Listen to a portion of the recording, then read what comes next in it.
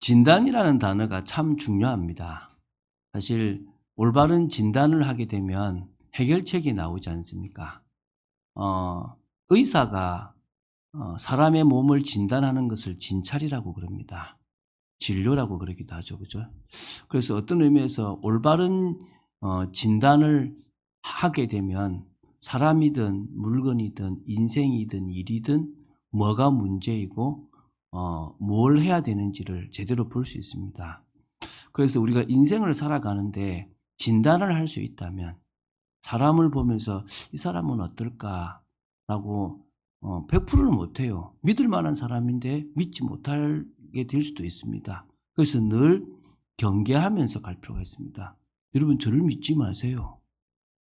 여러분이 볼 때 제가 뭐 믿지 못할 사람처럼 보일지 믿을 사람처럼 보일지 모르겠지만 저는 여러분을 사기칠 수도 있는 사람입니다. 저는 제 이익이 되어지면 여러분들에게 해를 끼칠 수도 있는 사람입니다. 사람은 믿지 마세요. 그러나 진단하세요. 저 사람은 하나님이 기뻐하시는 목사가 되려고 몸부림치는 사람인가?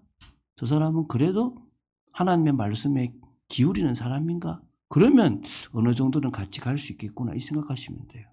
우리는 사람을 진단하죠. 그걸 다른 말로 분별이라 그럽니다. 옳은지 그른지. 사람들은 분별할지 몰라서 실수하는 거예요. 이게 맞는지 틀린지를 분별하지 못하니까 여러분 실수하고 실패하는 겁니다. 잘못된 선택을 하거든요. 그래서 우리가 분별력, 올바른 판단력을 가지는 것은 되게 중요합니다. 근데 이게 지나치면 비판이 될 수 있어요. 그러니까 저는 과거 사람들의 단점을 참 잘 봤어요. 딱 사람을 한번 싹 훑어보면 저 사람 뭐가 단점이다를 금방 좀 알아채는 성격이에요. 근데 되게 위험한 사람이에요. 그게 저도 모르게 또 자만이 되고 내게 맞다라고 착각하기도 쉽거든요. 근데 그래서 누가 저 사람한테 쟤 안 돼, 안 돼. 그래서 써봐. 쟤는 안 돼. 아예 저는 선입견으로 딱 이렇게 잘라버렸던 그런 대학생 시절을 많이 보냈어요. 근데 제가 그런데 절대 이렇게 포기할 수 없는 사람이 한 명 있었어요. 저희 아내야. 그때 오래 사귀었잖아요. 그 어느 날 저희 아내가 저한테 이제 오빠랑 상담을 하는 거예요. 그때 막 한참 사귀고 있었죠. 그런데 이제 자기는 남의 말을 들어주는 게 너무 싫대. 몇 번 얘기했잖아요, 제가. 그런데 자꾸 나만 보면 사람들이 자기 얘기를 꺼내는데 자기는 그게 너무 싫다는 거야. 제가 이때 지금 애인이 애인한테 물어보는 게 아니라 꼭 이 내담자가 상담자한테 물어보는 꼭 이렇게 제가 사역자니까 교회 사역자한테 이렇게 자기 속내를 내놓는 것 같더라고요. 내가 주님 이때는 제가 함부로 말하면 큰일 나겠습니다. 뭐라고 얘기해야 되겠습니까? 라고 딱 생각하는데 갑자기 이렇게 제 머릿속에 하나님이 은혜를 하나 주시는데 은사다 은사. 뭐가 은사냐? 들어주는 은사. 마침 그 앞에 제가 뭘 봤냐니까 서로들 남의 말을 이렇게 못해서 아우성이다. 그래서 이제 그 김진웅 목사님이 누구 말을 2시간이나 들어주고 그 사람이 그러고 나서 그게 풀렸다. 이 얘기를 제가 본 거예요. 그래서 당신은 은사다. 그게. 그래도 갑자기 들어주는 은사. 사람들이 지금 다 말하고 싶어 미치는데 아무도 자기 소리를 안 들어준다. 근데 자기는 그래서 당신은 그 소리를 들어주니까 당신한테 이야기하고 싶은 거다. 당신이 그 은사를 잘만 활용하면 많은 사람들이 이야기를 들어주고 풀어줄 수 있다. 그냥 들어주기만 해도 된다. 답을 주지 않아도 된다. 이렇게 막 눌려있던 아내의 얼굴이 확 펴지는 거예요. 그러고 나서 제가 가만히 생각해 보니까 내가 왜 사람들의 단점만 봤지? 이 생각이 드는 거예요. 그때부터 사람들의 장점을 한번 보자 싶으니까 단점이 보이는 만큼 또 장점도 보이는 거예요. 그러니까 제가 일을 하기 되게 좋았던 거예요. 사람들은 뭐냐면 이 단점이 보이고 자기 기준으로 보니까 비판을 하기 시작한 거예요. 근데 주로 비판을 할 때는 내 속에 꽁한 게 있으면 그럴 때가 많아요. 제 어머니가 어제 그러던데 옆에 앉아서 이제 처음 와서 이제 해주는데 제가 느끼기에는 그 사람이 그런 실수를 한 건 아닌 것 같은데 어머니 듣기로는 어머니의 어머니 저희 이제 돌아가신 외할머니를 무시하는 걸로 들은 것 같아요. 그때부터 꿍하니까 뭔 이야기를 하든지 다 꿍한 거야 이렇게. 뭔 얘기인지 아시겠죠, 그죠? 그 어찌 보면 남을 비판할 때는 이미 이 사람에 대해서 나쁜 의도를 가지고 정죄를 해요. 어떤 사람 포장을 해요. 저 사람 참 내가 도와주고 싶은데 하면서 은근히 나쁜 얘기를 꺼내요. 이혼도 했고, 사업도 실패했고, 꺼내고 싶은 거지. 뭐죠? 말은 도와주고 싶은데 뭐죠? 비판하고 싶고, 나쁘더라고 얘기하고 싶은 거지. 그게 되게 나쁜 거거든요. 근데 이게 어디서 시작되냐 그러면 기준이 있어서 그래요. 특히 율법이라는 기준, 도덕이라는 기준, 윤리라는 기준이 딱 있으니까 그 기준을 가지고 맞다, 틀리다, 나쁘다를 자꾸 판단하게 되는 게 이게 비판입니다. 주로 난도질을 많이 해요. 저게 문제고 저게 문제, 팔도 자르고 다리도 자르고 목도 자르고 다 잘라버려 그냥. 사실 우리는 그런 자격이 없거든요. 그러니까 하나님과 우리의 차이가 뭐냐 그러면 하나님은 당신이 세운 기준을 당신이 지키시는 분이에요. 그래서 남을 판단하고 정죄해도 가능하신 분이에요. 근데 우리는 내가 세운 법을 내가 어겨요. 내가 세운 기준을 내가 어기는 사람이에요. 그런 존재인 거예요. 사실 남을 판단하면 안 되는데 너무 쉽게 남을 판단해요. 내가 하나님의 자리에 서서 정의와 불의를 판단하는 기준을 가지게 돼버린 순간부터 너무 쉽게 해버리는 거예요. 그래서 사실은 오늘 비판하지 말고 말씀을 따라가자라는 이 부분을 좀 보는데요. 제가 지금 계속 말씀드리지만 여러분 이 산상수훈은 누구한테 준 얘기냐 그러면 유대인들에게 그 당시 잘못된 종교에 빠져버린 율법에 빠져버린 유대인들에게 주신 메시지란 말이에요. 그래서 이거를 조금만 제대로 생각하면 원래 의도가 뭘까를 생각해 보면 되게 좋은 거예요. 그래서 우리가 비판하는 게 아니라 말씀을 따라하고 그 속에서 복을 받으라고 주신 건데 그 기준을 가지고 남을 판단해 버리는 일이 된 거예요. 자, 첫 번째 봅시다. 하나님이 주신 율법을 잘못 사용한 사람들이 유대인이에요. 자, 하나님이 율법을 왜 주셨습니까? 율법을 주신 이유부터 생각해야 되겠죠. 우리가 이제 첫 번째 좀 넘어갔으면, 그러니까 이 율법을 주신 이유를 로마서에서는 좀 부정적으로만 봐요. 물론 부정적인 부분이 사실은 있어요. 근데 일단은 이런 거예요. 자, 하나님이 율법을 주신 진짜 이유는 뭐냐면 하나님께서 통치하시는 나라를 만들고 싶은 거예요. 다시 말하면 다른 세상에 있는 나라, 우상을 섬기는 나라와 구별된 나라를 만들고 싶은 거예요. 그러니까 최소한 당신의 백성이 당신에게 진노를 받는 일은 있으면 안 되겠어. 그러니까 당신에게서 복을 받을 수 있는 법을 알려준 게 율법이에요. 물론 그걸 지킬 수가 없다는 걸 하나님도 아셨지만 최소한 요 틀 안에만 있으면 나는 너희들에게 복을 주겠다. 너희들이 들어가도 복을 받고 나가도 복을 받고 막 이래도 복을 받고 잠을 자도 복을 받고 뭐든 다 복받게 해주겠다라고 하신 거예요. 너뿐만 아니라 내가 1000대까지 복을 줄게. 다시 말하면 저 불신자로 살아가는 사람과 다른 인생을 살게 하겠다는 거예요. 여러분 잘 생각해 보십시오. 오늘 이 비 오는 날 어제까지 힘들었는데 집에서 자는 게 좋겠습니까? 이 교회 나오는 게 좋겠습니까? 내 입장에서 인간적으로 보면 쉬는 게 좋아요. 당장은. 그런데요. 그렇게 쉬다 보면 운동도 안 되고 계속 뭡니까? 무너지잖아요. 집에서 쉬는 사람보다 차라리 주일에 어디 가느냐? 헬스장에서 운동하는 사람이 더 나아요. 근데 내 몸은 헬스를 원하겠습니까? 잠을 원하겠습니까? 당연히 잠이잖아요. 쉬는 거. 피곤한데. 그런데 그 몸을 이끌고 헬스장으로 간 사람은 건강은 회복해요. 그런데 우리는 어디 나옵니까? 하나님의 자리로 나와요. 옷 입고 다 챙겨서. 또 심지어 헌금까지 갖고 나오는 거예요. 그런데 이게요. 영혼부터 회복하는 시간인 거예요. 기준부터 다시 0점 조정을 하는 시간이란 말이에요. 이 시간이 있는 사람과 없는 사람은 완전한 차이가 있는 거예요. 하나님은 자꾸 육신적으로 좋게 편하게 이 타락하는 하나님의 백성들이 그러지 않고 하나님의 말씀 속에서 자꾸 구별되고 복을 받기를 원하시는 나라를 만들고 싶었던 거예요. 하나님의 의가 회복된 나라를 만들고 싶은 거예요. 그래서 하나님의 뜻을 따라서 살아가는 백성에게 하나님이 복 주시는 게 어떤 건지를 보고 싶은 거예요. 여러분, 그래서 여러분, 율법을 지키는 게 중요한 게 아니라 여호와 신앙을 회복하길 원하는 거예요.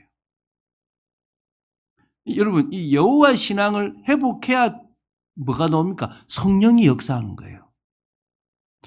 하나님을 향한 믿음이 회복되고 있으면 성령이 역사하는 거예요. 그럼 그때부터 뭐가 생겨요? 힘이 생기는 거예요. 구약에도요, 성령을 받은 사람들은 능력이 생겼답니까?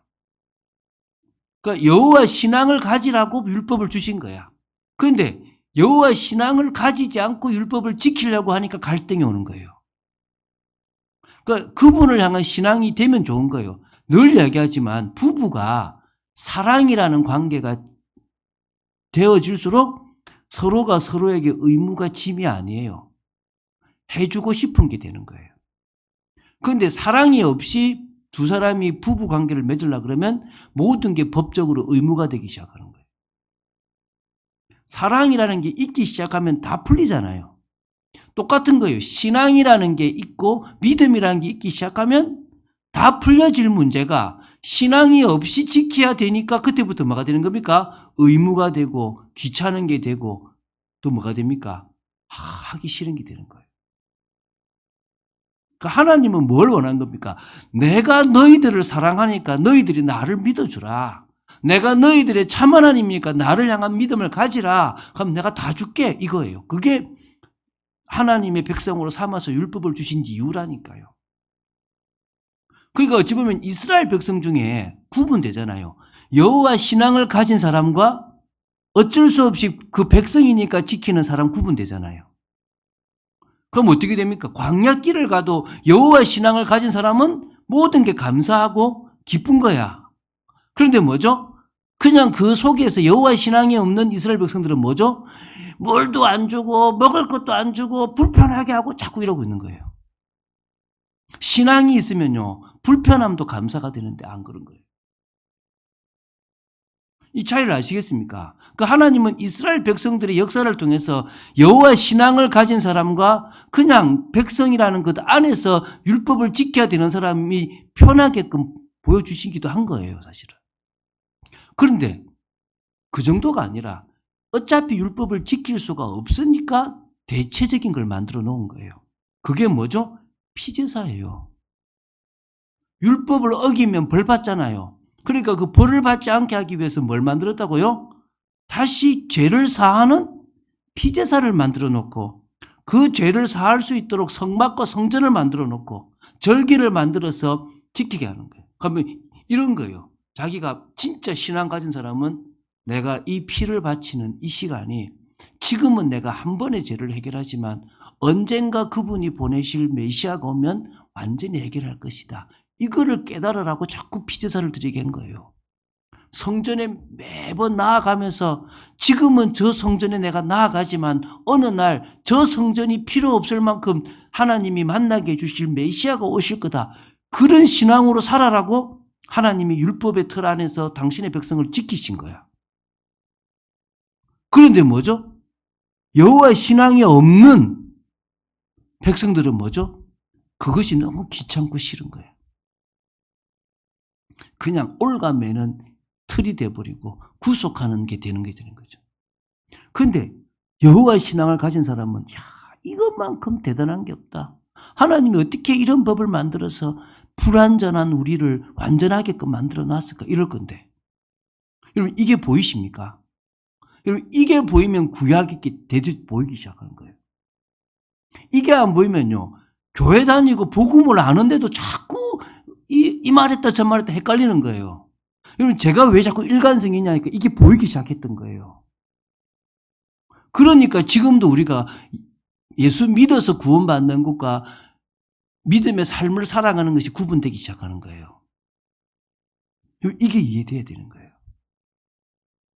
자, 그러면 율법을 어기니까 뭘 받죠? 징계를 받잖아요. 사실은 율법을 그 속에서 복을 주려고 했는데 율법을 자꾸 어기고 왜 어깁니까? 여호와 신앙이 없으니까 하나님을 향한 올바른 신앙이 안 되니까 자꾸 뭡니까? 하나님 대신에 다른 복을 받고 싶고 다른 걸 채우고 싶어. 그게 우상이에요. 바알, 아세라 막 이런 거 보니까 자기의 쾌락도 채울 수 있는 것 같아. 자신을 위한 신을 만들기 시작하는 거죠. 근데 그 신은 어디로 빠지죠? 자꾸 음란으로 빠지는 거예요. 음란으로 빠지니까 그것이 사회 문제로 발전하죠. 사회 문제로 발전하니까 악이 가득하죠. 그럼 하나님이 어떻게 됩니까? 기준이 무너지고 악이 가득한 그 사회를 징계해야 되잖아요. 하나님이 어느 정도 신앙 공동체를 지키려 했냐면 나병 환자가 있으면 분리시키고 유출병 환자가 있으면 분리시키고 철저히 이 신앙 공동체에 악이 없도록 자꾸 지키신 거예요. 심지어 질병도 없도록 자꾸 지키시려고 하신 거예요. 그런데 그들은 자꾸 악을 끌어들이고 오는 거예요. 질병을 끌어들이고 오고 문제를 끌어들이고 오고 재앙을 끌어들이고 오는 거예요. 그 당연히 하나님이 심판하시죠. 진노하시니까. 그럼 어떻게 됩니까? 첫 번째는 재앙을 줘요. 흉년이 든다든지 어떤 뭔가 자연재해가 생기기 시작해요. 그런데 그래도 못 깨달으면 어떻게 합니까? 강대국을 들어가지고 때리는 거예요. 몽둥이로. 아람을 가지고 때리고 블레셋을 가지고 때리고 아수르를 가지고 때리고 바벨론을 가지고 때리고 애굽을 가지고 때리고 맞을 수밖에 없는 게 되는 거예요. 그러니까 이제 뭡니까? 세 번째, 이제 율법을 또 지키려고 몸부림치는 거예요. 이 세 번째예요. 왜 그렇죠? 그러니까 맞는 이유, 강대국한테 잡혀가는 이유가 뭐 때문이죠? 여호와 신앙을 회복하지 않은 것인데, 율법을 지키지 않아서 그렇구나, 이 생각하는 거예요. 그러니까 사실은 뭐죠? 여호와 신앙이 회복되면 율법은 지켜져요.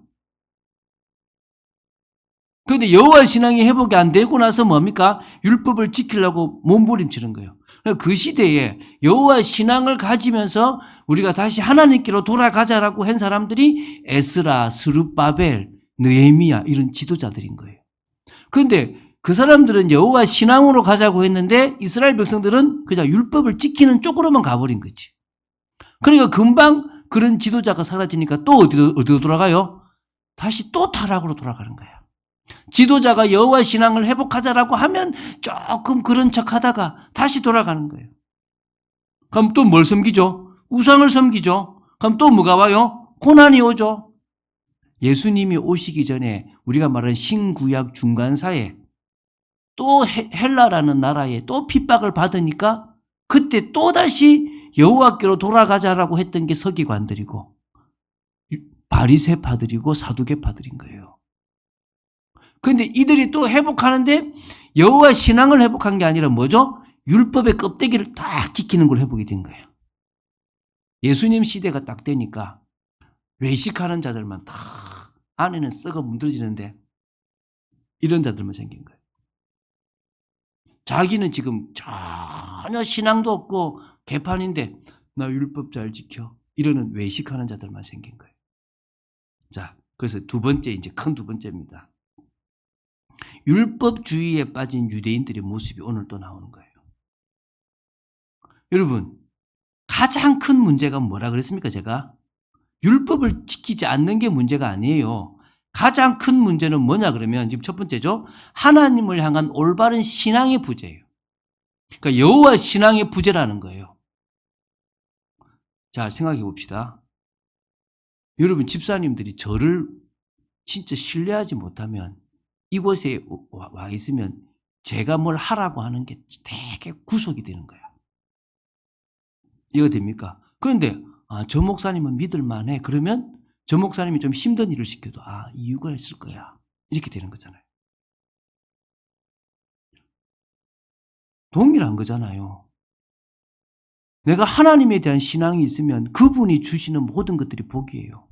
여러분 출애굽기 20장 1절에 뭐라 하냐면 1절에 보면 나는 너희를 애굽 땅 종되었던 곳에서 인도해낸 너희 하나님 여호와라. 그러면서 십계명이 나와요. 자, 이게 있고 이게 없고 차이를 봅시다. 이게 있으면 나는 저주와 재앙 가운데 있는 너희를 건져낸, 너희를 사랑하고 너희를 책임지고 너희를 언제나 위하는 신이야. 그런 신이 너희를 보호하기 위해서 이 십계명을 지키라고 줬어. 이래 되는 것과 이거 딱 빼버리고 나 외에 다른 신을 있게 하지 마. 안식일을 그렇게 지켜. 망령되 일컫지 마. 확 차이가 있죠. 이런 마음에서 뭐요? 반발했다. 뭐야? 그런데 뭐죠? 나는 너희를 애굽 땅 종되었던 곳에서 인도해낸 너희 하나님 여호와다. 나 외에 다른 신을 섬기지 마라. 여러분, 이스라엘 백성들의 가장 큰 문제가 뭐예요? 내가 믿는 하나님이 어떤 분인가에 대한 그 신앙에 대해서 부재해버린 거예요. 교회 다니는 사람들이 똑같을 수 있어요. 예수 그리스도 모든 문제 해결자. 그게 중요한 게 아니에요. 그 예수 그리스도를 이 땅에 보내신 하나님이 어떤 분이신가에 대해서 안다면 그분이 주신 이 성경 말씀이 다른 거야. 이해가 되십니까? 하나님을 향한 올바른 신앙만 딱 있으면 끝나는데 그 신앙이 없는 거예요. 전부 자신을 위한 삶, 복 받고 싶은 삶, 잘 살고 싶은 삶, 이걸로 가득 차 있는데 뭐죠? 율법 안 지키면 큰일 날 것 같고 지키라고 하는 틀이 탁 돼 있는 거예요. 그러니까 얼마나 뭐합니까? 지키기는 싫고 지켜야 되겠고 지키는 척척척 하는 거지. 눈 가리고 아웅하는 거죠. 이해가 되십니까? 공산주의가 그런 거잖아요. 다 같이 일하는 거잖아. 그런데 내가 오늘 일 안 해도 나한테 먹을 거 나와. 그럼 어떻게 하겠어요? 설설 하는 거예요. 설설. 왜? 난 좀 작게 해도 나오는데 왜?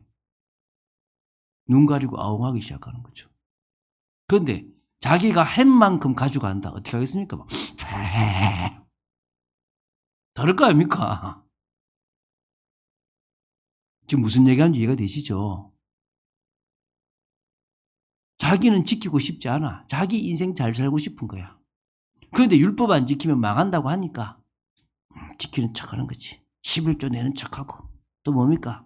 또 안식일 지키는 척하고 또 제사 지내는 척하고 그래서 한 거예요. 그래서 한 거지. 그 정도가 아니라 이제 조금 이제 자기를 드러내는 명예.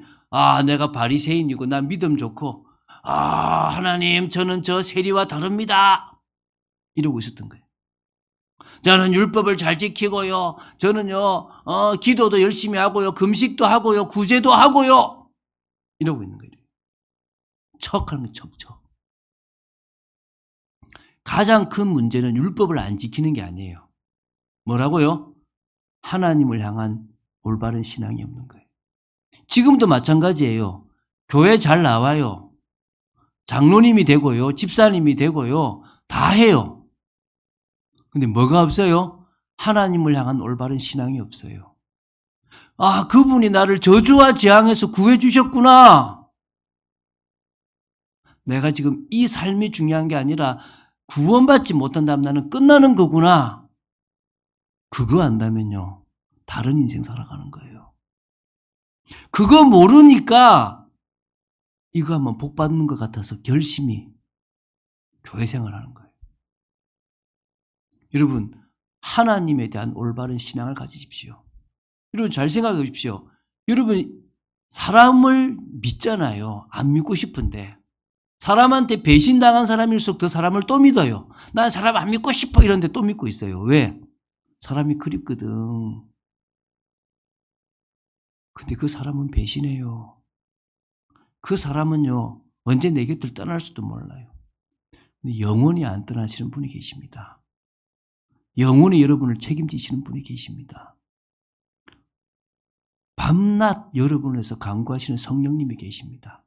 여러분이 죄 짓고 나면 예수님께서 저 친구 죄를 내가 사했고 저 친구가 나를 믿잖아요. 하나님 저 친구 죄 없어요 라고 기도해 주시는 예수님이 계십니다. 그게 우리예요. 어느 정도냐면요. 제가 어제 예수 이름 붙잡고 주님 앞에 회개했잖아요. 그럼 어제까지 죄를 주님이 기억도 안 한대요. 그럼 오늘 제가 죄를 지으면 아이고 생전 죄 안 짓는 태성이가 어쩐 일로 죄를 다 지었지 이렇게 생각하신다니까요. 이해가 되십니까? 왜? 과거 지었던 죄 다 뭐 한다고요? 잊어버린대. 기억도 안 하신대. 그럼 나는 죄가 있습니까? 없습니까? 없어요. 생전 죄 안 지은 사람 같은 거예요. 근데 오늘 죄를 지으면 아이고 생전 죄 안 짓는 태성이가 죄를 다 지었네 이러신다니까요. 그 정도로 우리를 사랑하십니다. 믿습니까? 자, 그래서요. 어떻게 빠져버리겠습니까? 율법주의에 빠져버린 거예요. 뭐가 돼버린 겁니까? 외식하는 자가 된 거예요. 율법이란 틀을 딱 가지고 살아가는 거예요. 사실 저는 과거에 예수교 장로의 통합측에서 있었어요. 근데 제 친구가 예수교 장로의 고신측에 있었어요. 고신측은 되게 율법을 아주 엄격하게 따져요. 지금도요, 고신이나 고려라는 데서는 주일에 돈을 쓰면 안 돼요. 그 어떻게 하느냐? 교회 카페가 있거든요. 평일에 가서 뭐를 사야 되느냐? 돈을 주고 티켓을 사야 돼. 티켓을 사고 주일에는 티켓을 쓰는 거야. 왜? 주일에 뭐 쓰면 안 되니까? 돈 쓰면 안 되니까. 지금도 그러는 데가 있어요. 아직도. 진짜로. 그래가지고 주일에는 그 평일에 가서 쿠폰을 사야 돼.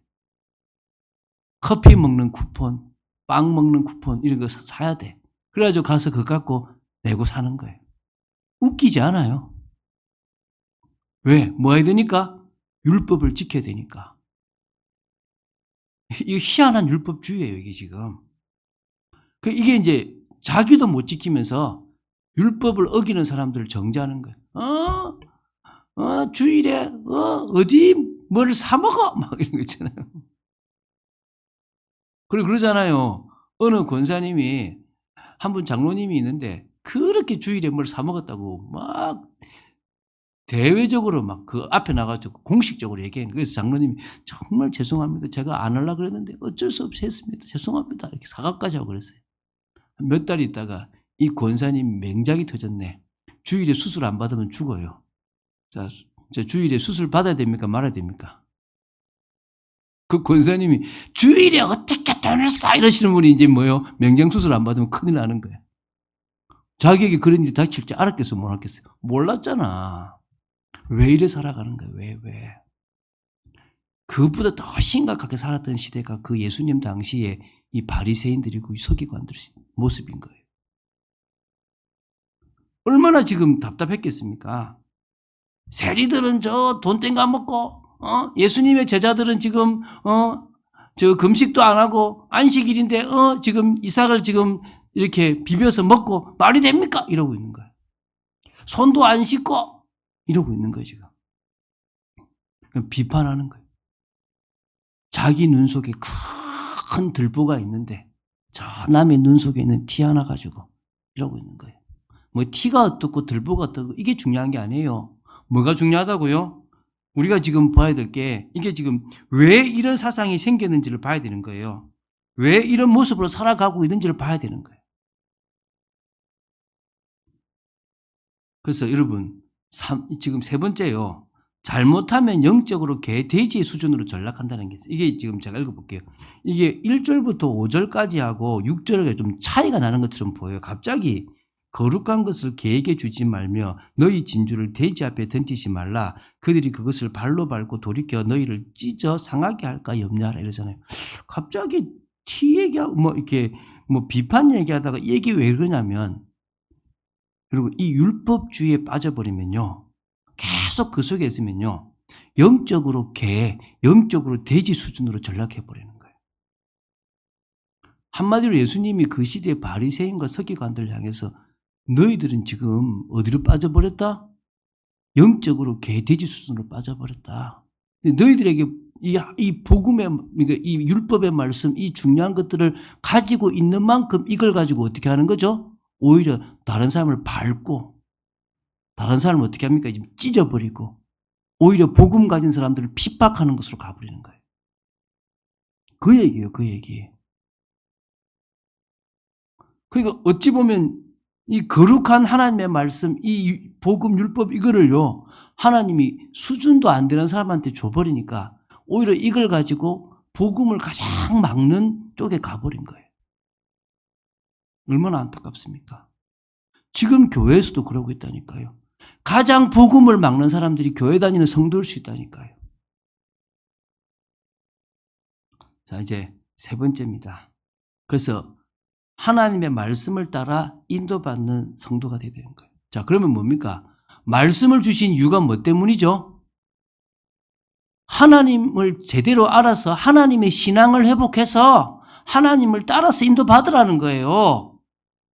그걸 가지고 남을 비판하거나 그걸 가지고 엉뚱한 일에 쓰지 말라는 거예요.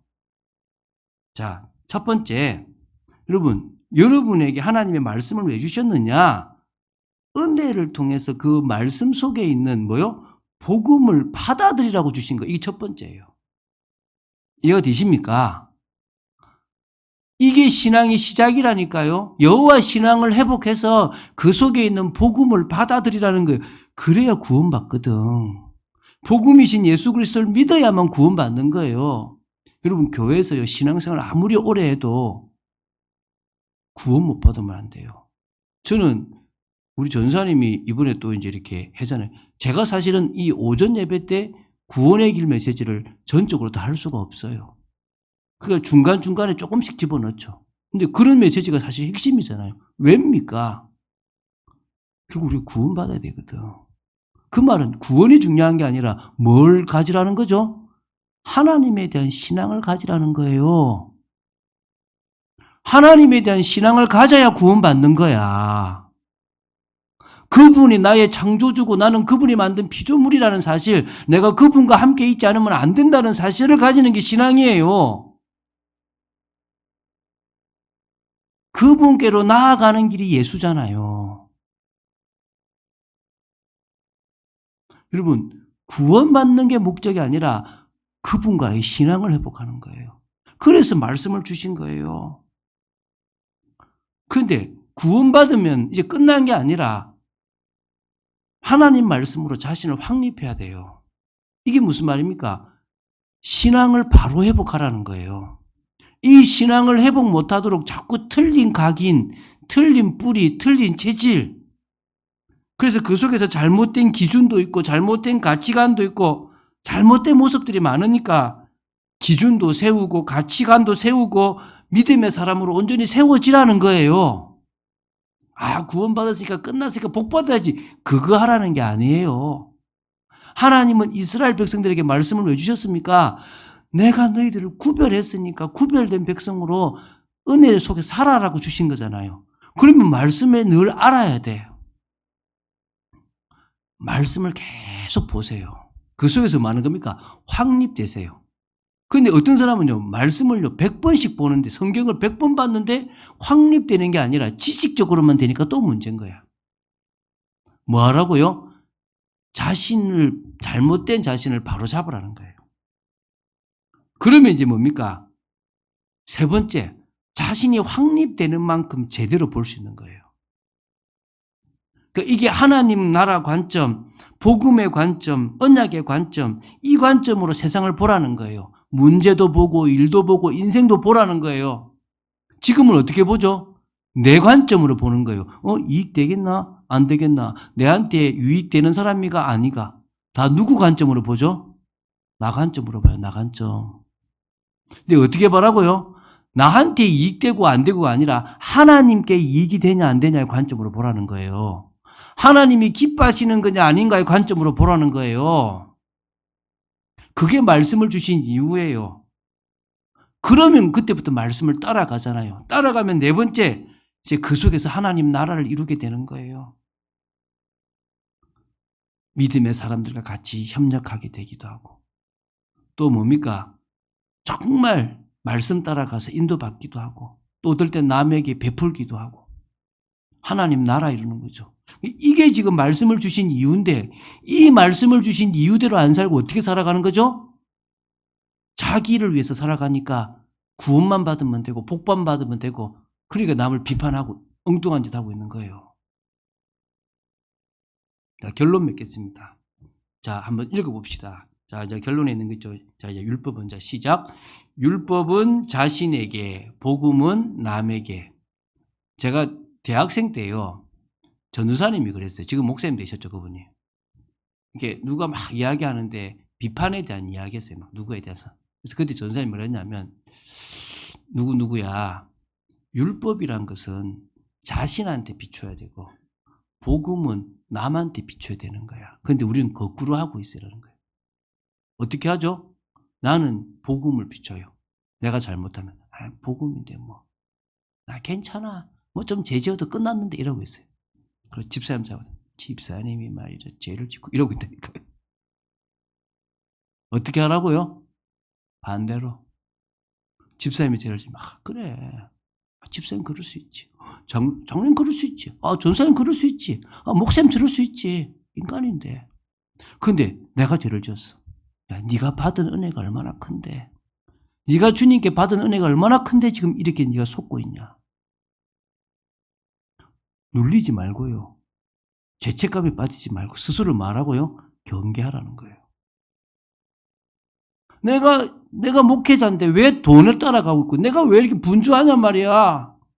내가 왜 속고 있냔 말이야. 스스로를 하게 하라는 거예요. 그러면요. 비판 안 하게 돼요. 진단하게 되는 거예요. 용서도 할 수 있고 도와줄 수도 있는 겁니다. 그런 응답의 삶을 산 여러분 되시기를 주 예수 그리스도님 축원드립니다. 주는 그리스도시요 살아계신 하나님의 아들이심을 고백합니다. 저희들이 받은 구원의 은혜가 얼마나 큽니까? 하나님, 구원받았다는 것에 속지 말고 하나님을 향한 올바른 신앙을 회복하게 하여 주시옵소서. 왜 예수를 믿어야 되는지를 제대로 알고 그 예수님을 통하여 하나님을 만나는 것이 진정 우리의 정말 중요한 것임을 알고 그 하나님이 참 하나님이시고 그 하나님이 전부이시고 그 하나님이 주신 말씀은 다 우리에게 유익되는 말씀이기 때문에 그 말씀을 따라 진정으로 복음을 받아들이고 확립되어지고 세상을 제대로 보고 하나님 나라를 이루는 저희들 되도록 지켜 주시옵소서. 주 예수 그리스도 이름으로 기도드립니다. 아멘.